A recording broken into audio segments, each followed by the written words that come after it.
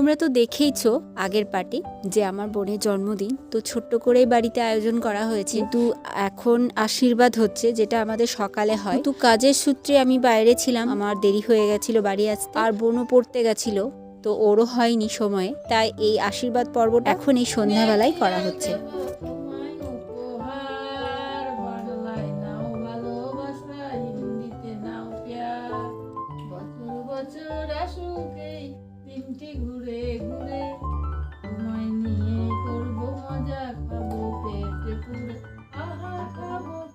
আশীর্বাদের পর্ব শেষ, এবার হবে একটু ছোট করে কেক কাটা। কেকটা আমি নিজে হাতেই বানিয়েছি, কারণ ও আমার হাতে বানানো কেকটা খেতেই বেশি ভালোবাসে।